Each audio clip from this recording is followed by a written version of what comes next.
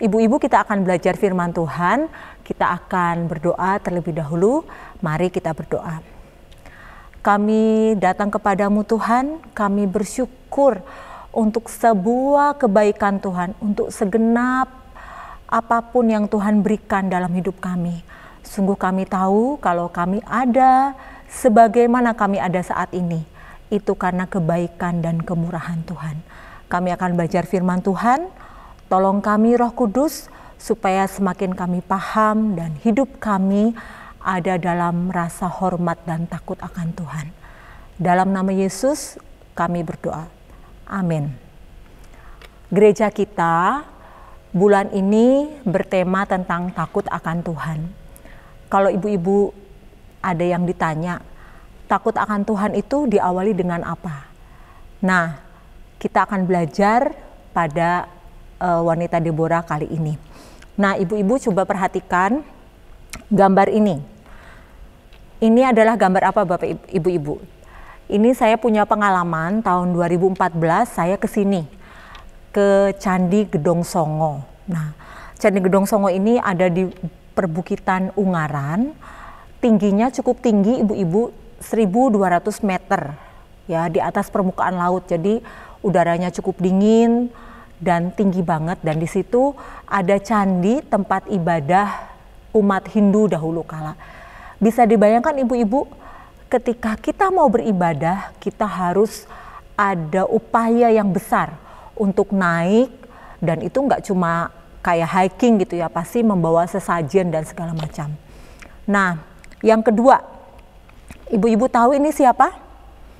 Nah, ini adalah Sri Sultan Hamengkubuwono ke-10.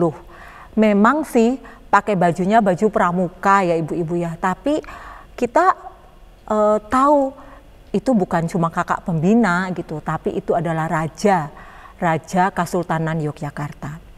Nah, apa hubungannya dua gambar itu dengan rasa takut akan Tuhan? Kita akan temukan nanti jawabannya.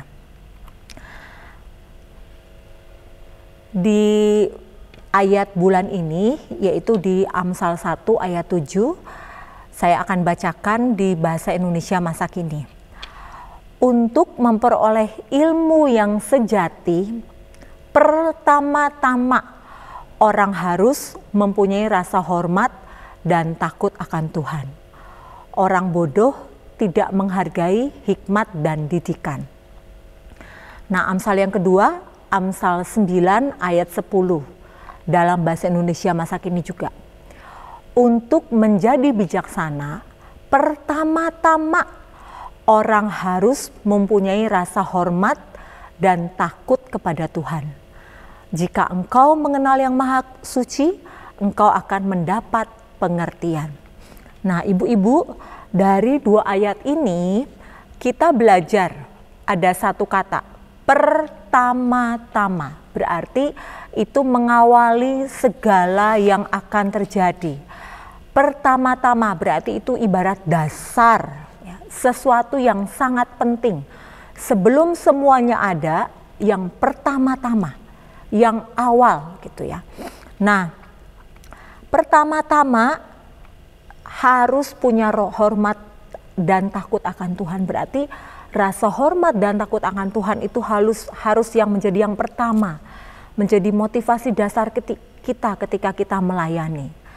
Nah, apa sih rasa hormat? Apa sih takut akan Tuhan itu? Nah, ibu-ibu pernah nggak mengalami ya, ada rasa yang penuh kekaguman, mengidolakan, memuja dengan perasaan yang sangat dalam, dan memuji dengan penuh keagungan.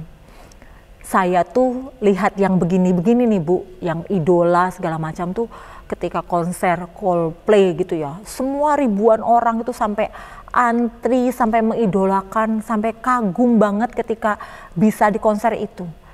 Nah, masalahnya apakah rasa yang seperti itu, rasa hormat yang dalam, rasa kagum yang besar gitu ya, rasa wow, rasa speechless gitu ya, itu ada ketika kita berelasi dengan Tuhan?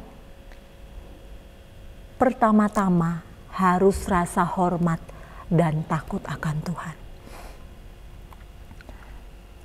Kita akan belajar bagaimana kita berelasi dengan Tuhan dengan rasa kagum yang besar. Belajar dari siapa ibu-ibu? Dari Raja Daud. Raja Daud itu begitu banyak mazmur pujian, begitu banyak amsal pengajaran yang berasal dari rasa kagumnya dia akan Tuhan. Rasa kagumnya dia akan ciptaan Tuhan. Yuk kita baca di Mazmur 89 ayat 11 dan 14. Langit dan bumi adalah milikmu, dunia dan segala isinya ciptaanmu. Betapa besar kuasamu dan betapa hebat kekuatanmu ya Tuhan. Raja Daud bisa merefleksikan, bisa punya perasaan yang dalam, yang kagum. Karena dia tahu bahwa langit, bumi milik Tuhan. Dan betapa besar kuasa dan hebat kekuatan Tuhan. Apakah kita juga pernah mengalami rasa yang sama? Seperti Raja Daud rasakan? Yang kedua, apakah kita juga pernah menyadari bahwa Tuhan itu adalah pemilik hidup kita? Raja Daud itu memiliki rasa kagum dan hormat banget sama Tuhan karena dia sadar meskipun dia itu raja, dia itu hanya ciptaan Tuhan, hanya ciptaannya. Walaupun dia tuh punya kuasa, tapi ada yang lebih besar kuasanya, yaitu Allah pencipta alam semesta.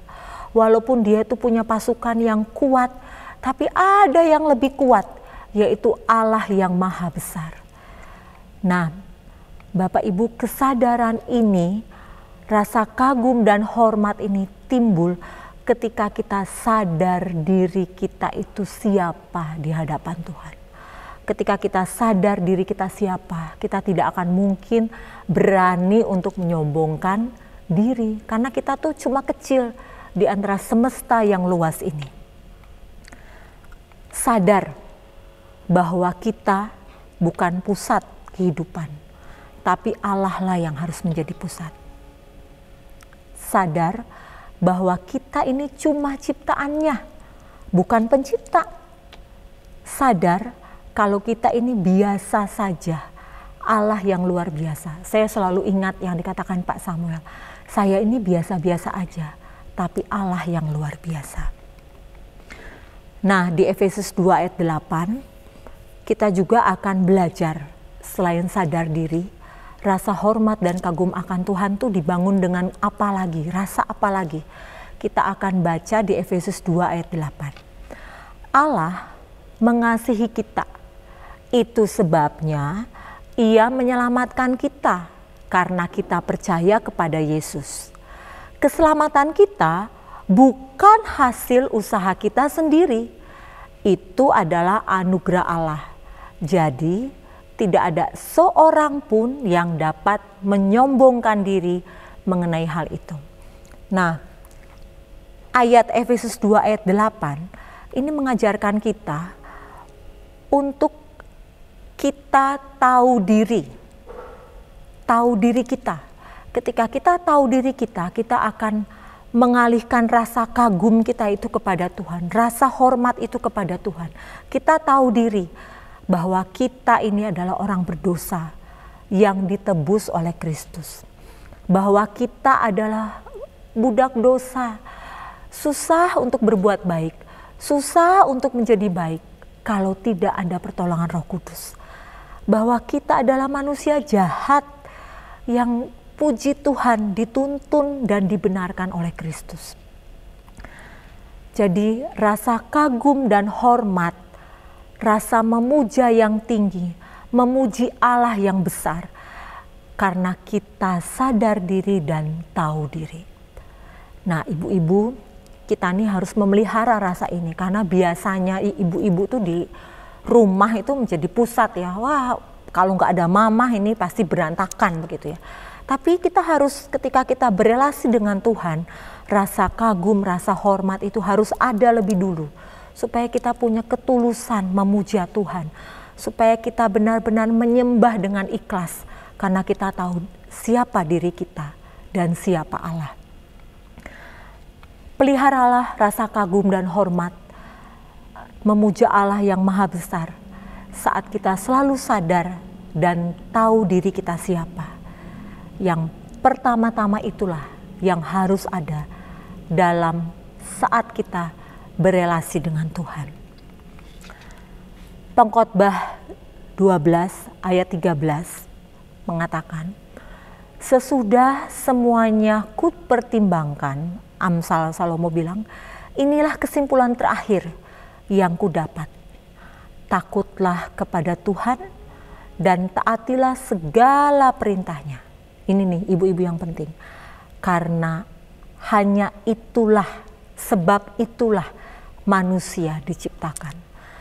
Jadi ibu-ibu, sepanjang kita berjalan waktu kita sampai kita nanti ketemu dengan Tuhan, peliharalah rasa kagum kita, rasa kecintaan kita, rasa hormat kita yang mendalam kepada Tuhan.